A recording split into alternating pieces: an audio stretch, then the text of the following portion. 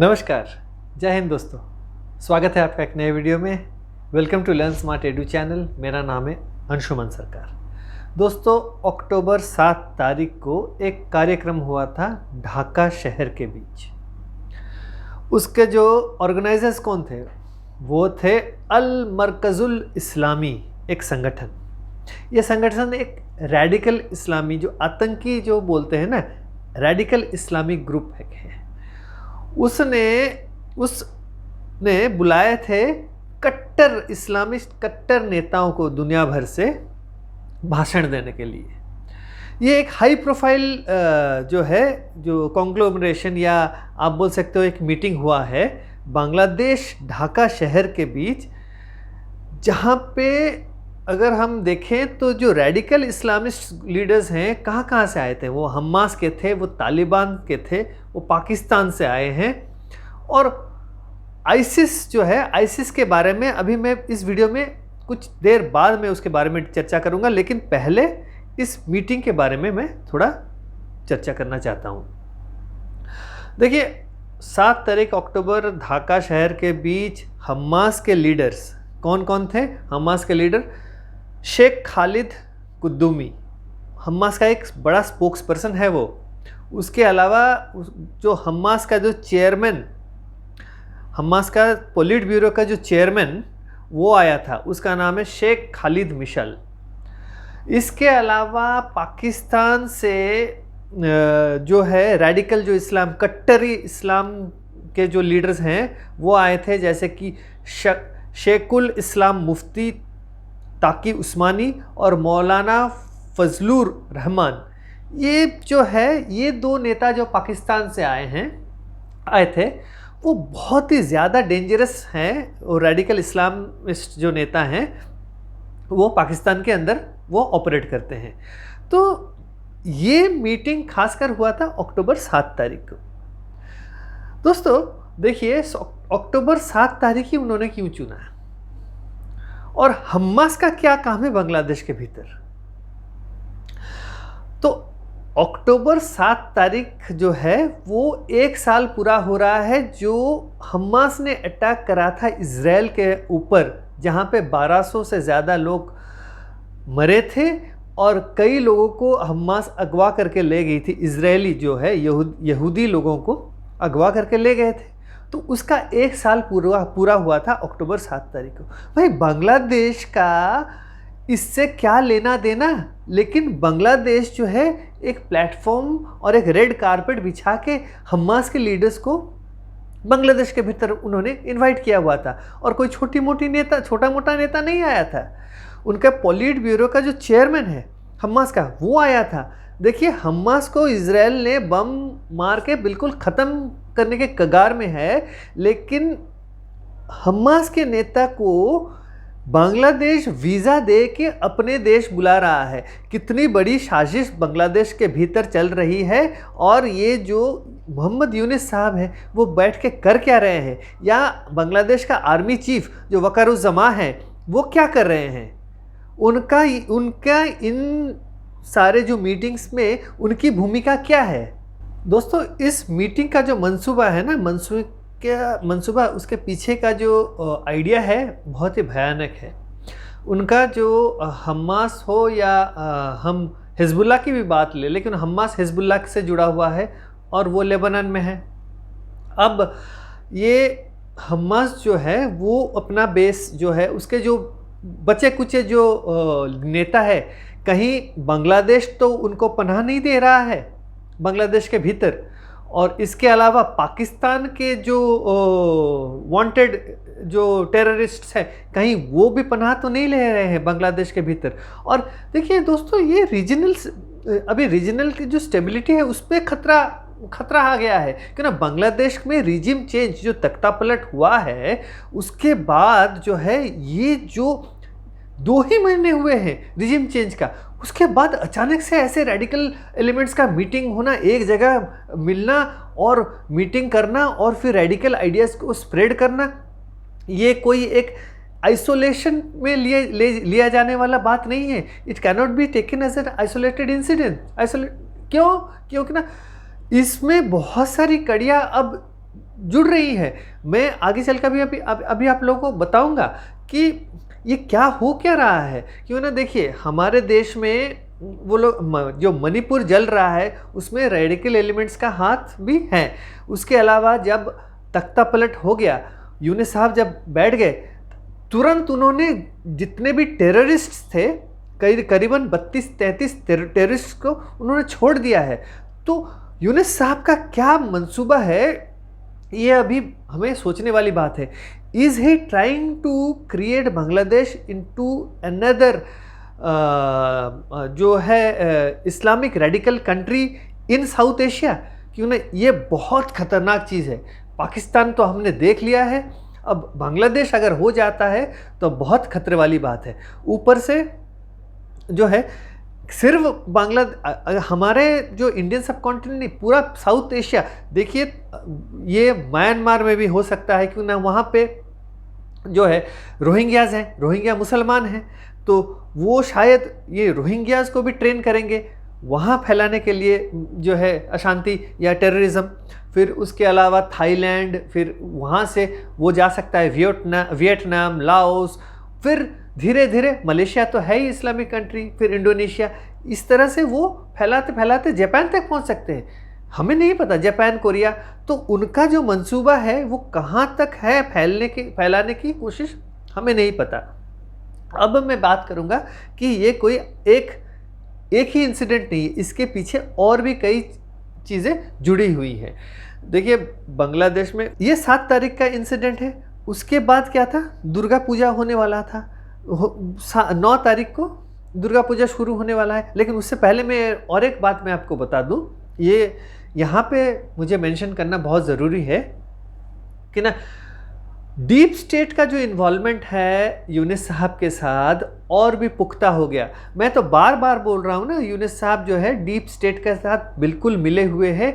और अब जो है इस रीजन में गड़बड़ी जो फैलेगा या होने वाला है, यूनुस साहब may be responsible for that, because उनका डीप स्टेट के साथ बहुत ही ज़्यादा घुलना मिलना है। इसका उदाहरण है, मैं बता रहा हूँ आपको, अक्टूबर 1 तारीख, अक्टूबर 1 को अलेक्जेंडर सोरोस वो आया था बांग्लादेश, ढाका, मोहम्मद यूनुस साहब से मिला। वो अलेक्जेंडर सोरोस कौन है? अलेक्जेंडर सोरोस है George Soros, open society foundation का जो चेयरमैन है उसका बेटा। ओपन सोसाइटी फाउंडेशन जो जॉर्ज सोरोस का है, वो एक डीप स्टेट चलाता है।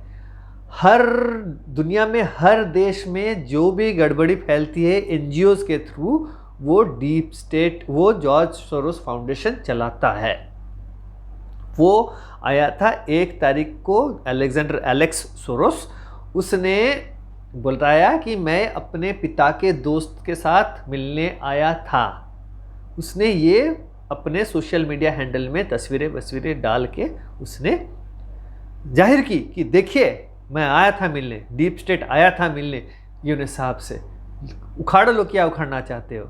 ये किसको बोल रहे थे, वो किसको सिग्नल कर रहे थे?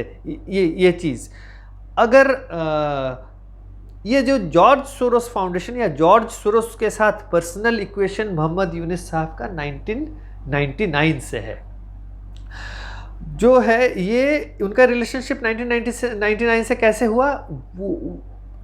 वो तो ग्रामीण बैंक चलाते थे। तो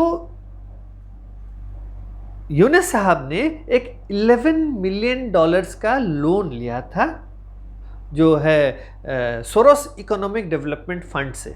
सोरोस इकोनॉमिक डेवलपमेंट फंड को कौन मैनेज करता है? Open society foundation. Open society foundation का मालिक है जॉर्ज सोरोस। उस सोरोस इकोनॉमिक डेवलपमेंट फंड ने $11 मिलियन दिए थे मोहम्मद यूनुस को। किस लिए? उनका एक ग्रामीण टेलीकॉम करके एक कंपनी थी, वो चाहते थे कि 35% जो है उसका शेयर ग्रामीण फ़ोन लिमिटेड में वो ले, और ये $11 मिलियन से उन्होंने वो पैसे उस शेयर 35% शेयर को ग्रामीण फ़ोन लिमिटेड से खरीदा था। देखिए, एक शेयर 35% शेयर खरीदने के लिए जॉर्ज सोरोस फाउंडेशन से उन्होंने पैसे लिए थे। तो अब शायद बेटा आया था कि भाई देखो 11 मिलियन तो हमने दिए थे, अब यू हैव टू कंपेंसेट अस, तो हमें हमारा बेस बनाने दो, हमारे एनजीओज को यहाँ कैसे चलेगा और क्या क्या करेगा यहाँ पे वो करना चाहते हैं। देखिए जॉर्ज सोरोस फाउंडेशन का और एक वो है इंडिया में गड़बड़ी फैलाने का एक मैं आपको बता रहा हूँ, उदाहरण दे रहा हूँ। ये उदाहरण ये है कि जॉर्ज सोरोस जो फाउंडेशन है वो एक, आपको याद है कि नहीं, कि एक इरोम शर्मिला करके एक महिला हुआ करती थी, वो मणिपुर में अफ्स्पा क्या है, अफ्स्पा है armed forces special powers act, वो भारत में लगा हुआ है, आज से नहीं 1990 से लगा हुआ है, असम में लगा हुआ है। क्या होता था, वो नॉर्थ ईस्टर्न रीजन में लगा हुआ है। क्या होता था कि ना यहाँ पे जो है नैरकोटिक्स और जो डोमेस्टिक टेररिज्म और direct threat from external forces के अगेंस्ट में, उसके लिए ये अफ्स्पा जो है armed forces special powers act, ये लगाया गया था, गवर्नमेंट ऑफ इंडिया ने लगाया था 1990 से, आज की सरकार ने नहीं लगाया था उसको। तो to combat that, to combat terrorism and narcotics वगैरह, तो जॉर्ज सोरोस फाउंडेशन जो है उसके खिलाफ जो बैठे थे धरना में, उनको वो फंड करती थी। इसका मतलब गवर्नमेंट ऑफ इंडिया के अगेंस्ट में दे वर फंडिंग सर्टेन ऑर्गेनाइजेशंस। तो ये बात हुई थी। तो अब क्या हुआ ना, ये एलेक्स सोरोस 1 तारीख को आया गया, फिर अक्टूबर 7 तारीख को ये रेडिकल इस्लामिक ग्रुप्स की मीटिंग हुई, वो ख़त्म हो गया। अक्टूबर 8 तारीख को क्या हुआ ने, गवर्नमेंट ऑफ इंडिया ने on the recommendation of Assam government, उन्होंने कहा कि असम के 4 डिस्ट्रिक्ट्स में अफ्स्पा जो है वो, जो the armed forces special powers act जो है और 6 महीने के लिए बढ़ा दिया गया है।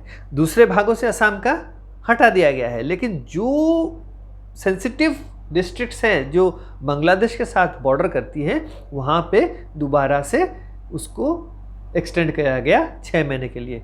देखिए government of India has perceived, उनको पता चल गया है कि बहुत बड़ी गड़बड़ी होने वाली है, Bangladesh is planning something big against India. और ये जितने भी घटनाएं घटी हैं, ये कोई स्टैंड अलोन घटनाएं नहीं है, कोई एक इकलौता घटना है ऐसे बात नहीं है, सारी चीज़ें कड़ियाँ हैं जो जिसे हम जोड़ सकते हैं।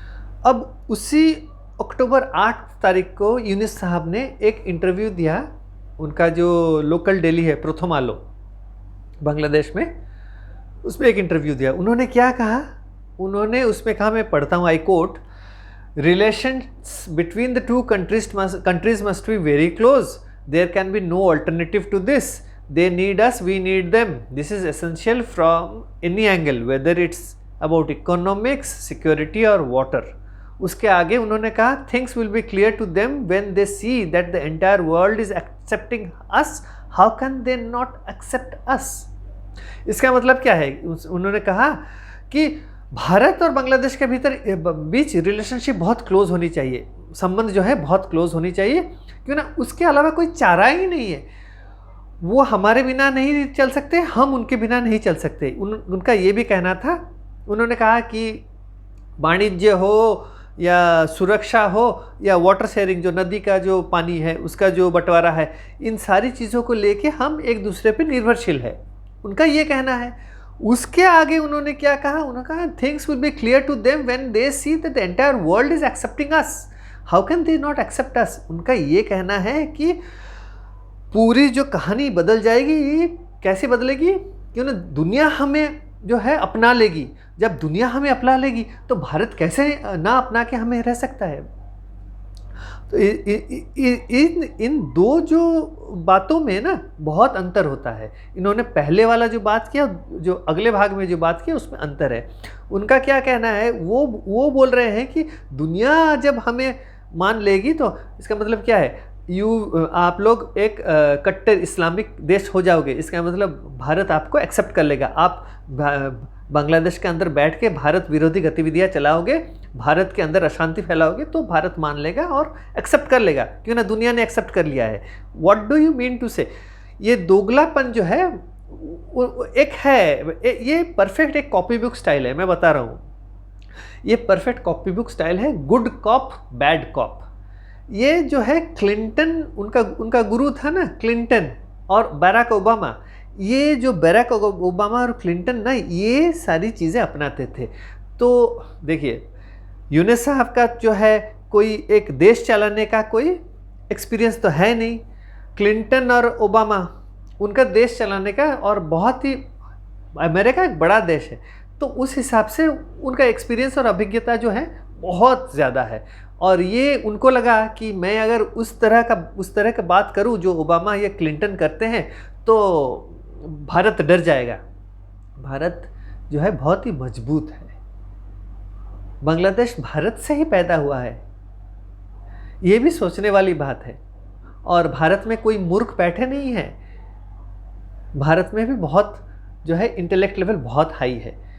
सोनार बांग्ला और बांग्लादेश के लोग ही सिर्फ उनके पास ही दिमाग है, ऐसा सोचना भी नहीं चाहिए। हर देश में आपको अगर इज्जत चाहिए तो इज्जत भी देना सीखिए, ये बात है। तो यूनुस साहब जो है, उनका कहना है कि भारत के साथ, नई दिल्ली के साथ एक अच्छा रिलेशनशिप उनको बनाना है। ये अक्टूबर 8 तारीख को उन्होंने कही। ये सिर्फ देखिए, 1 तारीख को एलेक्स फेरोज से मिला, 7 तारीख को कट्टर जो हमास वगैरह तालिबान पाकिस्तानी सबको बिठा के मीटिंग करवाना, फिर 8 तारीख को निकल आना, बोलना कि भारत के साथ हमारे अच्छे संबंध चाहिए। तो क्या डराना चाहते हैं भारत को? आगे क्या किया उन लोगों ने? फिर उन्होंने, मैं बता रहा हूँ कि आगे 10 तारीख को, अक्टूबर 10 तारीख को उन्होंने क्या करवाया, उनके बांग्लादेश के भीतर उन्होंने जशोरेश्वरी टेम्पल जो सातखीरा में है, काली माँ का मंदिर, वहां से सोने का मुकुट चोरी करवाया। सीधा आरोप है बांग्लादेश के सरकार के ऊपर। क्यों? क्योंकि ना पूजा शुरू होने से पहले उनके जो रिलीजियस अफेयर्स के मिनिस्टर थे, उन्होंने कहा कि सख्त कार्रवाई की जाएगी जो कि माहौल बिगाड़ेगा दुर्गा पूजा के टाइम, कहा था। प्रधानमंत्री मोदी जी ने 2021 में ये मुकुट जो है दान में दिया था उस मंदिर के, मां काली के लिए, और मुकुट सर पे था।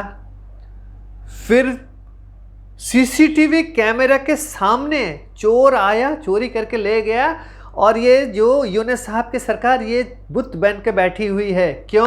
क्योंकि ना अक्टूबर 7 तारीख को मीटिंग हुआ है, कहा गया है कि हिंदू माइनॉरिटीज़ के खिलाफ अभी हमारा मुहिम शुरू हो रहा है। यूनुस साहब आप चुप बैठना, हमें करने दो जो करना है।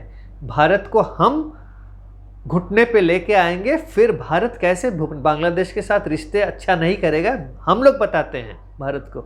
ये हुआ होगा बात, वरना आंख बंद करके, आंख मूंद करके बांग्लादेश की सरकार जो इंटरिम गवर्नमेंट है, जो कि अनकॉन्स्टिट्यूशनल गवर्नमेंट चल रहा है बांग्लादेश के भीतर, वो बैठी ऐसी है। अपने देश के भीतर माइनॉरिटी टेम्पल से चोरी हुई है मुकुट। ये हो गया 10 तारीख को। उसी दिन चट्टग्राम में एक पंडाल में जो है इस्लामिक कट्टर जो गीत, दुर्गा पूजा के पंडाल में इस्लाम के कट्टर जो गीत है, जो कुरानिक वर्सेस से ली गई है, वो गाई गई है ज़बरदस्ती। वहाँ लोग आए हैं और पंडाल के भीतर उन्होंने गाया। ये सुनियोजित है।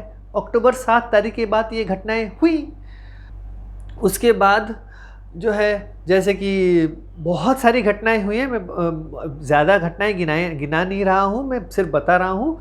जैसे कि तांती बाज़ार में, ढाका, पुराने ढाका में तांती बाज़ार में जब पेट्रोल बॉम्ब डाला गया पंडाल के ऊपर। फिर जब प्रोसेशन जा रहा था, जो है इमर्सन प्रोसेशन, जो कि दुर्गा माँ को पानी में जो विसर्जन करने ले जा रहे थे, तब पथराव किए गए हैं हिंदुओं के ऊपर और प्रोसेशन के ऊपर। तो ये सारी घटनाएं, मैं जो चीज़ें थोड़ी बहुत मैं बता रहा हूँ। अब मैं बता रहा हूँ ऑफिशियल फिगर्स जो हैं, जो बांग्लादेश में हिंदुओं के ऊपर हुआ है, वो अक्टूबर 1 तारीख से जो है उनका जो आईजी पुलिस, जो inspector general of police Mohammad Moinul Islam ने कहा, उन्होंने कहा कि 35 घटनाएं हुई हैं हिंदुओं के ऊपर, ये पूरे अक्टूबर 1 तारीख से लेके अक्टूबर 12 तारीख तक, उसमें 35 केसेस हुई हैं। और ये केसेस हुई हैं, 32,000 पंडाल लगे थे बांग्लादेश के भीतर, और सिर्फ ये 35 केसेस हुई है। भाई, एक देश के भीतर इतना बड़ा एक फेस्टिवल, 35 केसेस हुए, कितना बड़ा देश है, इतना सा छोटा देश, भारत जितना तो विशाल तो नहीं है, इतना छोटा देश है। कभी सुना है कि 35 केसेस हो गए हैं, एक ही मुसलमान त्यौहार मनाई जा रही है भारत के भीतर, कभी सुना है क्या?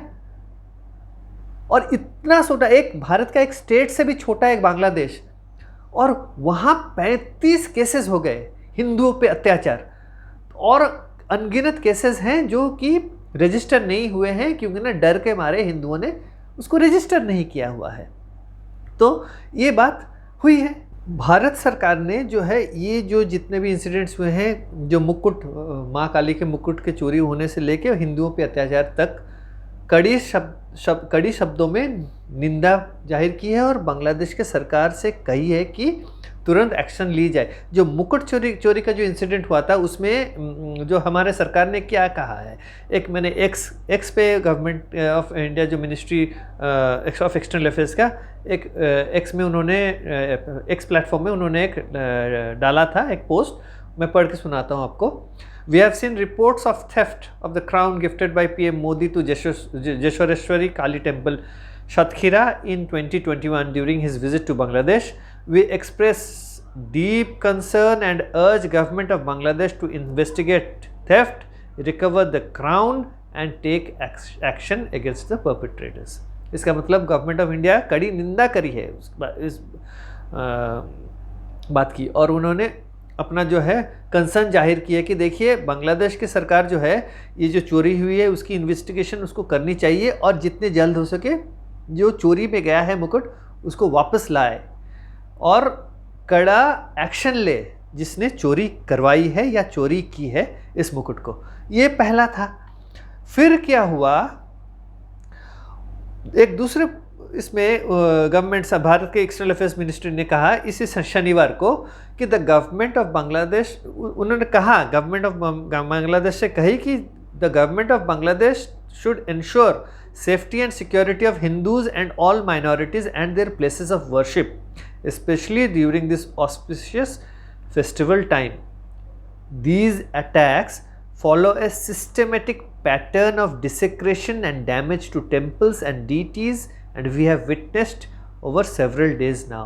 उसमें ये क्या कहा उन्होंने कहा कि बांग्लादेश की सरकार को जो है हिंदुओं को और दूसरे जो अल्पसंख्यक जो है दूसरे रिलीजन के, उनकी जो है सेफ्टी और सिक्योरिटी, सुरक्षा उनको प्रदान करनी चाहिए, और उनका जो टेम्पल ऑफ वर्शिप हो या पूजा पंडाल हो उसको वो जो है उसको डैमेज किया जा रहा है, एक सिस्टमेटिक पैटर्न। अक्टूबर 7 तारीख की मीटिंग में ये सारी चीज़ें बातों की चर्चा हुई है, वरना ये सारी चीज़ें होती ही नहीं है, और ये सरकार जो है गवर्नमेंट जो बांग्लादेश है वो करने के लिए इजाज़त दिया हुआ है। जितना दिखाए कि हम सख्त होंगे, हम नहीं करने देंगे कुछ, लेकिन उन्हीं के लोग वो कर रहे हैं। मैं आगे चल के बताऊंगा ना अभी, और आईसिस के बारे में भी जिक्र करूंगा कि क्या चीज़ है वो, बांग्लादेश में क्या चल रहा है।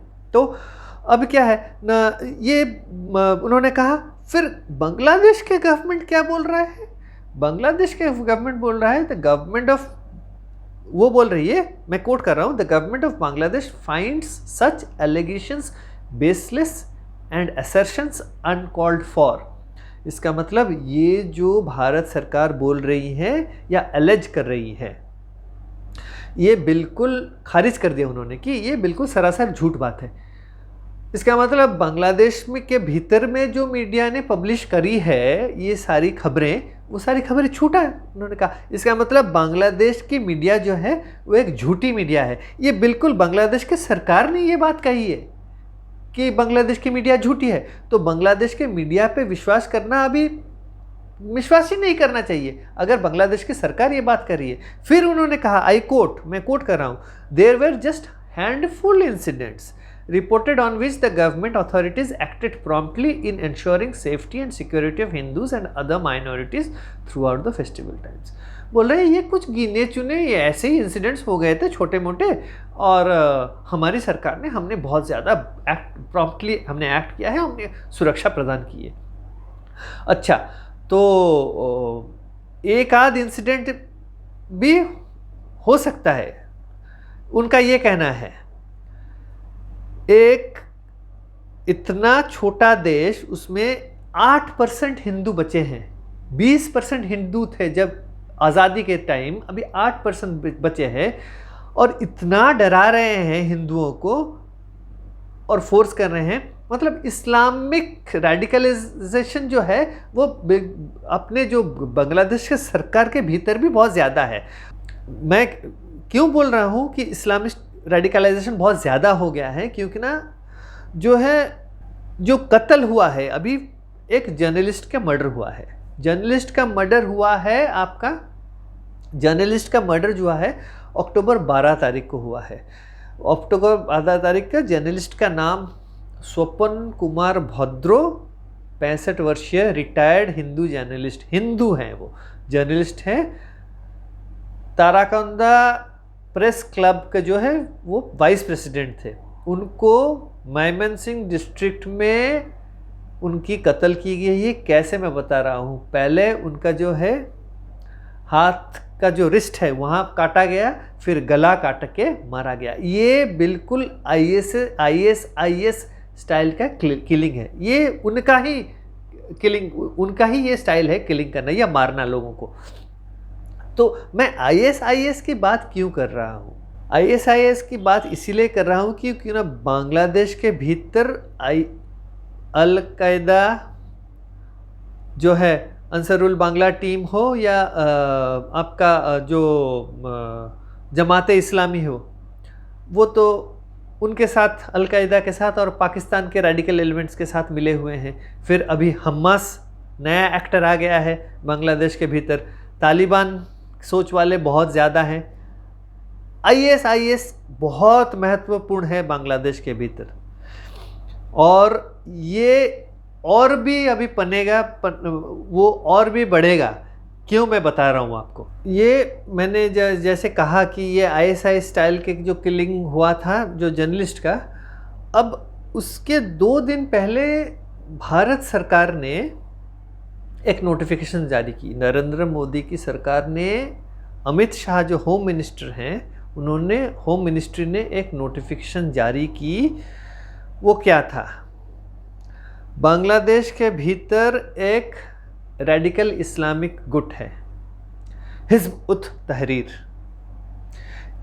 उस ऑर्गेनाइजेशन के ऊपर गवर्नमेंट ऑफ इंडिया ने बैन लगाया, क्योंकि ना वो एक टेरर आउटफिट है और उसके सीधा लिंक्स जो है आईएस के साथ है, डायरेक्ट लिंक्स।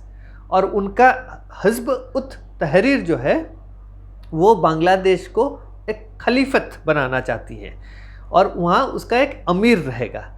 बांग्लादेश एक इस्लामिक स्टेट हो जाएगा और उसका एक अमीर रहेगा। तो ये हिज़्ब उत तहरीर जो है उसका ये प्लान है।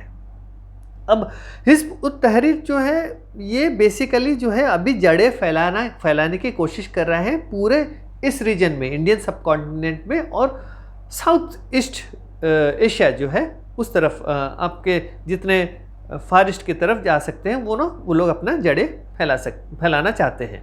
ये ओरिजिनली ये जो ऑर्गेनाइजेशन है हिज़्ब उत तहरीर, ये 1953 में बनी थी जेरूसलम में। वो बहुत पुराना ऑर्गेनाइजेशन है, और अभी बांग्लादेश में ये अभी बहुत ज़्यादा मजबूत हो रहा है। क्यों, मैं बता रहा हूँ, बताऊँगा अभी क्या है। इस ऑर्गेनाइजेशन को बेसिकली बैन किया हुआ है। कहाँ पे बैन किया गया हुआ है? इंडिया ने बैन किया हुआ है, चाइना ने बैन किया हुआ है, रशिया ने बैन किया हुआ है, पाकिस्तान ने बैन किया हुआ है, जर्मनी, फिर टर्की, यूके, कजाकिस्तान और कई सारे सेंट्रल एशिया के देश, उसके अलावा इंडोनेशिया और सारे अरब कंट्रीज़। लेकिन लेबनान, यमन और यूनाइटेड अरब एमिरेट्स, इन 3 देशों ने बैन नहीं किया हुआ है। और कतार का मुझे पता नहीं, कतार ने भी शायद बैन नहीं किया हुआ है। अब ये जो है खलीफत चलाएगी अभी, तो बांग्लादेश के भीतर इसकी जड़ें अभी और मजबूत होने वाली। हाँ, बांग्लादेश के भीतर भी शेख हसीना की सरकार ने इसको बैन किया हुआ है। और अब लेकिन ये इतने मजबूत जड़ें इसकी क्यों हैं, मैं बता रहा हूँ। क्यों ना, बांग्लादेश के भीतर मोहम्मद यूनिस के जो स्पेशल असिस्टेंट है महफूज आलम, उसका कनेक्शन है इस हिज़्ब उत तहरीर ग्रुप से।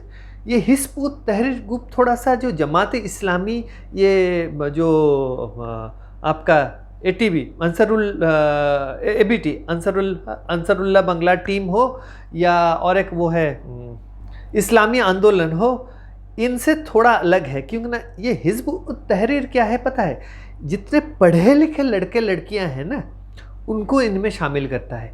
वो एजुकेटेड जो मिडिल क्लास और हायर मिडिल क्लास के जो बच्चे हैं, उनके दिमाग में इस्लाम का बीज बोता है, और वीडियोस के थ्रू, सोशल मीडिया के थ्रू ये अपना जो है, ये अपना जो प्रोपेगेंडा करता है। अब क्या हुआ है, आप अगर गौर करेंगे, इन चंद दिनों के बीच ISIS के फ्लैग लेके बांग्लादेश ढाका शहर के बीच लड़के बच्चे, कॉलेज के बच्चे, बड़े अच्छे कॉलेजेस के बच्चे फ्लैग लेके मार्च कर रहे हैं।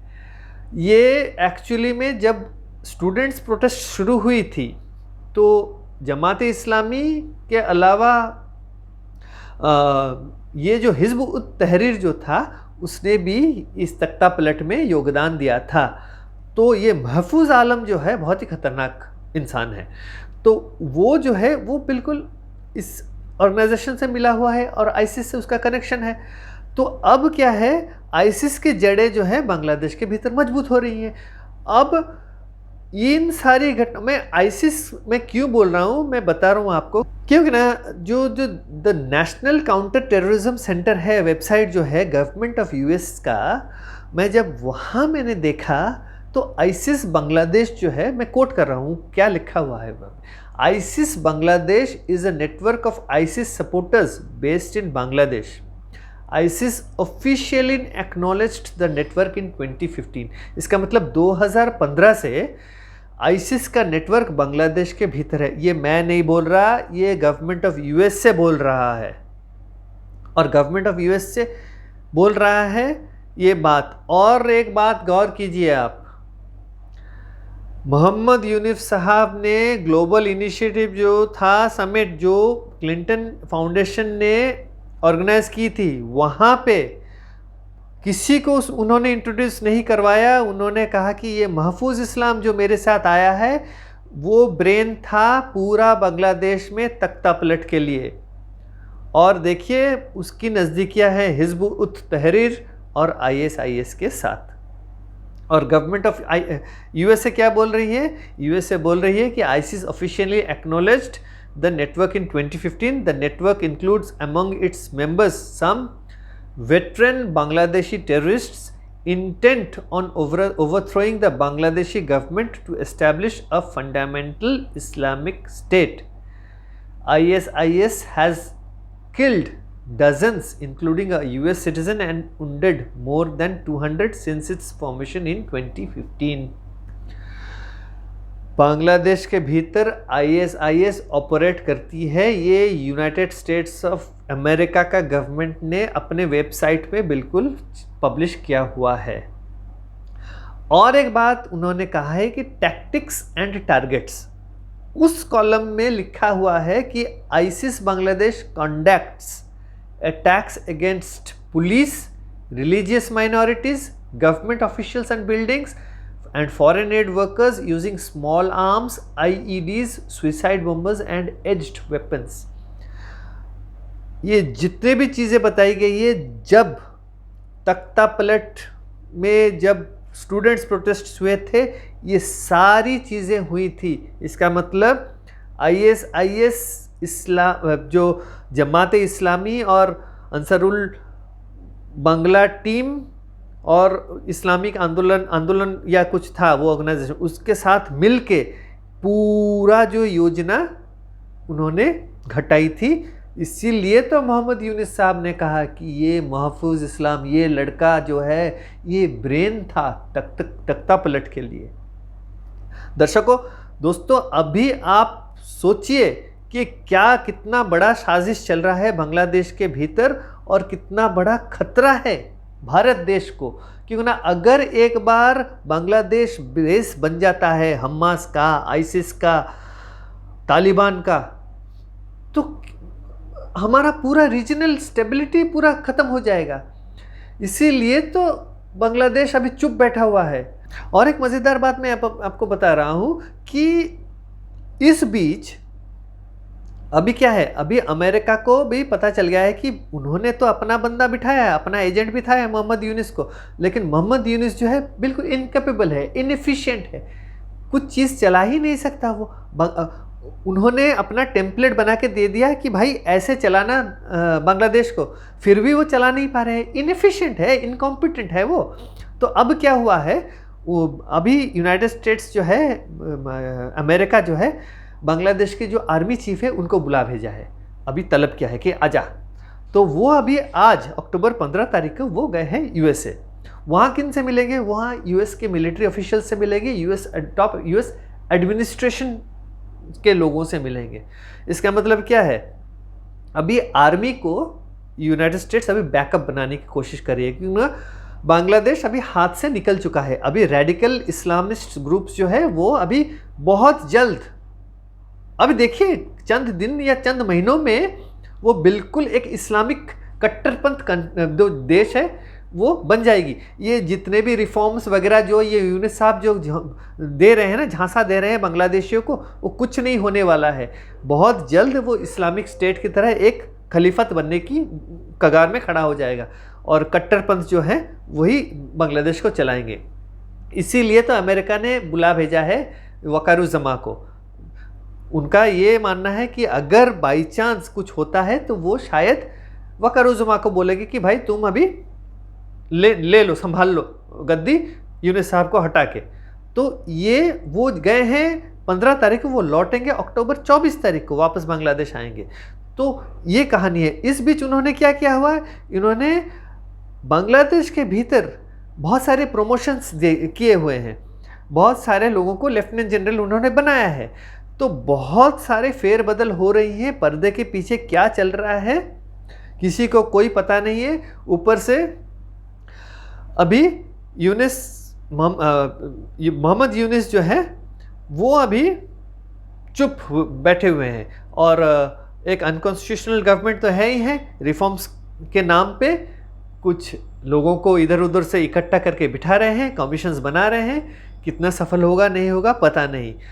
और एक बात है कि वकारुज़्ज़मान को जो है, जो तलब की गई है अमेरिका, उसके पीछे और भी एक कारण है। क्यों ना, देखिए अमेरिकन जो गवर्नमेंट है वो एक कॉन्टिन्यूस प्रोसेस है। अगर कोई भी प्रेसिडेंट चेंज होता है उससे कोई फ़र्क नहीं पड़ता, लेकिन उनका जो CIA या FBI है वो ज़्यादातर जो बाहर के जो देशों में के अंदर घुस के जो एक्टिविटीज़ होती है वो चलाती है।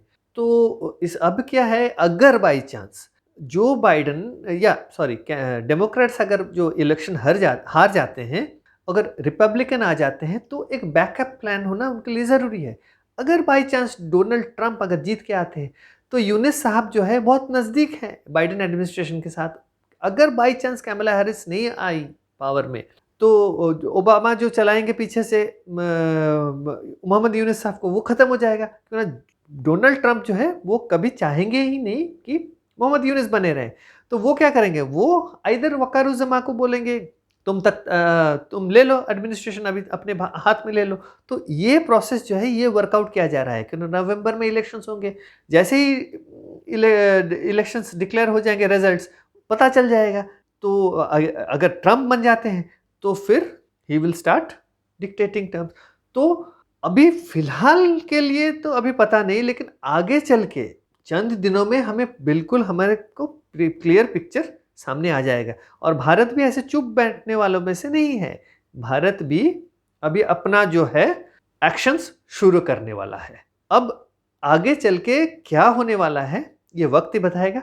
अगर आपको वीडियो अच्छा लगा है तो वीडियो को लाइक करें और अगर आपने चैनल को सब्सक्राइब नहीं किया है तो चैनल को सब्सक्राइब करें और वीडियो को अपने दोस्तों के साथ शेयर करें। तो अगले वीडियो तक नमस्कार।